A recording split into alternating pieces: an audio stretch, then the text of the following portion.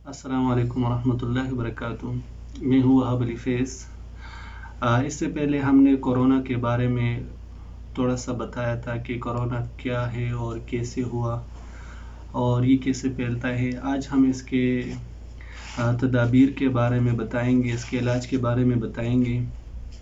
और एक किस्म का तासुर फैल रहा है कि हॉस्पिटल में जाया जाता है और उधर उसको इंजेक्शन लगा के मरवाया जाता है। तो आज हम इसके बारे में इंशाल्लाह बताएंगे कि ये हकीकत क्या है और ये इसके एहतियाती तदाबीर क्या हैं।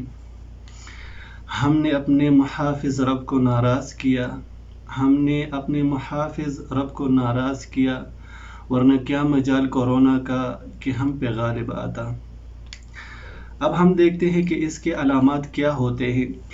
चूँकि बज़ाहिर ये सेम होते हैं, जैसे पहले आम बीमारियों के जैसे गला ख़राब होना, खांसी का होना, तो इसके भी अलामात कुछ यूँ हैं। लेकिन इसमें हम आपको एक चीज़ बताएंगे इंशाल्लाह कि क्या फ़र्क इसमें हम डिफ्रेंशिएशन कर सकते हैं दूसरों बीमारियों से। इसमें गले में थोड़ा सा खराश होता है, ख़ारिश होती है और गले का खुश्क हो जाना, खुश्क खांसी का जाना, सूंघने का और जायके का हिस्स ख़त्म होना, ये ज़रूरी है। सूंघने का और जायके का हिस्स ख़त्म होना ये बहुत ज़रूरी है। साथ में इसमें टेम्परेचर बढ़ता रहता है। और दूसरा ये है कि जो सबसे अहम है वो यही है कि इस बीमारी की वजह से सांस में बहुत ज़्यादा तकलीफ़ होती है। सांस का तंग हो जाना इस बीमारी का सबसे बड़ा अलामत है। अगर किसी में ये अलामात ज़ाहिर हो रही हो और ये मुसलसल हो तो फिर उनको समझना चाहिए कि कोरोना के अलामात है। लेकिन ये भी ना हो तो ज़रूरी नहीं है कि लाजमी यही अलामात हो और उसको कोरोना हो जाए।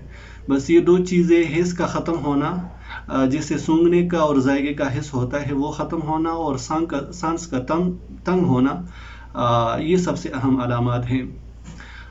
दूसरी बड़ी बात यही है कि एक गलत तासुर जो इंजेक्शन के बारे में है, लोग यही बता रहे कि आदमी को हॉस्पिटल पे ले जाता है और इंजेक्शन लगा के उनको मरवाया जाता है। ये तासुर बहुत गलत है।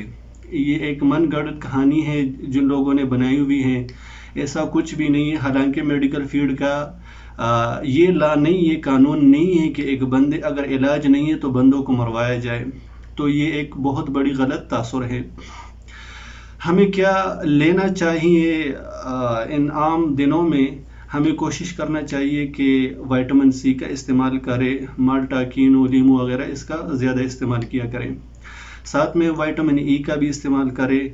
विटामिन सी और विटामिन ई दोनों हमारे इम्यून सिस्टम को, क़ुव्वत मुदाफ़ियत को बढ़ाता है। रोज़ाना हम कोशिश करें कि 10 और 11 बजे सुबह के इन्हीं टाइम के दरमियान 10 और 11 सुबह के वक्त के मुताबिक 15-20 मिनट सूरज के धूप में बैठना चाहिए। और रोज़ाना अंडा, अगर किसी को उबली हुई पसंद हो तो वो उबली हुई खा ले या फ्राई खा ले, जिससे अच्छा लगे ऐसा खा सकते हैं। और 7 से 8 घंटे रोज़ाना नींद की ज़रूरत है। और साथ में रोज़ाना 1.5 लीटर पानी पीना चाहिए। और खाना गर्म हो, ठंडा ना हो। जैसे गर्म करके आदमी उठ जाए किसी काम के लिए और फिर आ जाए खाना ठंडा हो जाए उसको खाए, तो ये गलत है।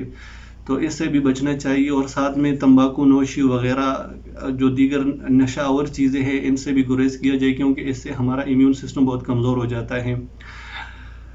और साथ में एक दूसरे के साथ मेल मिलाप हो के सोशल डिस्टेंस कम करना चाहिए। और अगर बाज़ार गया हूँ तो वापसी पे हाथ को धोना चाहिए।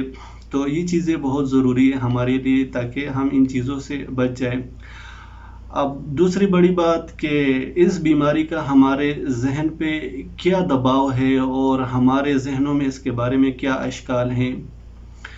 कोरोना वायरस का जहनी सेहत पे बहुत बड़ा असर है। जहनी सेहत पर क़ुव्वत मुदाफ़ियत के गहरे असरात होते हैं। आजकल के संगीन हालात में किसी का परेशान या खौफज़दा होना एक आमूमी और काबिल फ़हम रद्द अमल है। ये समझना ज़रूरी है कि ये परेशानी में لوگوں کے رد عمل اور رویے ایک دوسرے سے مختلف ہوتے ہیں۔ اس حالات میں اپنے اور اپنے عزیزوں کا خیال رکھیے اور ذہنی صحت کو یقینی بنانے کے لیے ضروری ہے کہ مثبت رویے اور مثبت عوامل میں مشغول رہا جائے۔ موجودہ حالات سے باخبر رہنا اہم ہے اور پریشان کن خبریں سننے یا پڑھنے کا وقت محدود رکھیے گا۔ مستند ذرائع پر اعتماد کرے اور عزیزوں کو اس کی آگاہی دے۔ پریشانیوں اور تناؤ سے نمٹنے کے لیے اپنی سوچ کو مثبت رکھیے۔